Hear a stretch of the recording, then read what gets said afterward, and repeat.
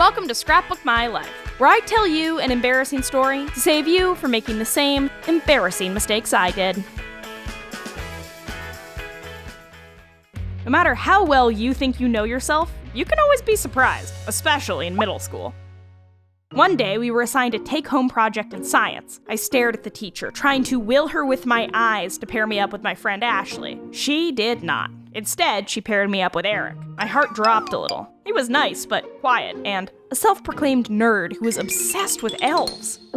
We had nothing in common. Ashley shot me a "good luck with that" look. Later, when my mom drove me to Eric's house to work on the project, I was stressed. What would we talk about? Were we going to sit in an awkward silence the whole time? But when I actually got there, it wasn't really that bad. Eric and I got along and even laughed together at the weird frog pictures in our textbook. We'd finished our project a full 2 hours before my mom was supposed to pick me up. So Eric asked if I wanted to start a round of some role-playing game about dragons. That didn't really sound like my thing, but we did have 2 hours to kill. It took me a few rounds to fully understand the rules, but then I was sold. I had my own dragon character and, don't judge me for this, but I was hopping around acting out quests. Eric asked me if I wanted to come back Tuesday night to play with his friends.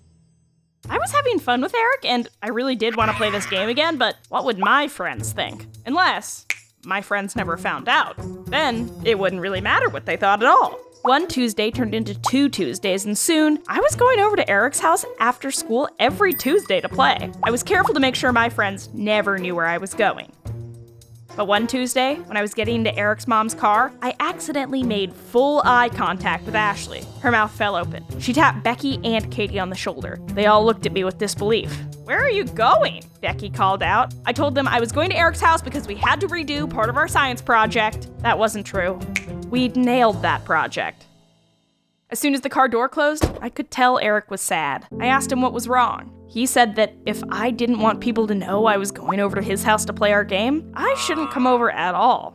I felt horrible. Eric was my friend too now, and I'd hurt his feelings because I was so worried about what my other friends would think. And I definitely didn't want to miss our Tuesday night game. I'd been looking forward to it all week. I told Eric I would make it right.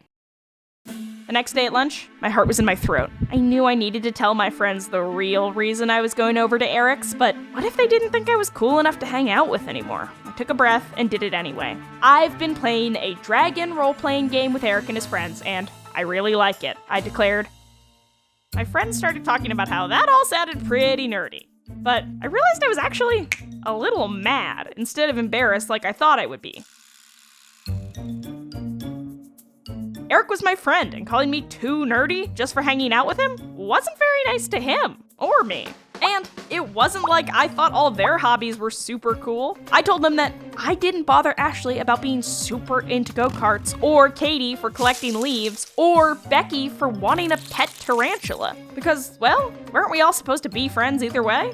My friends were all quiet. Then, one by one, they apologized and thanked me for putting up with their weird interests, especially the tarantula one. From then on, I proudly got in Eric's mom's car every Tuesday after school, and none of my friends said anything judgy about it again. 1 or 2 of them even ended up coming with me, and dipping their toe into the world of quest-based fantasy board games.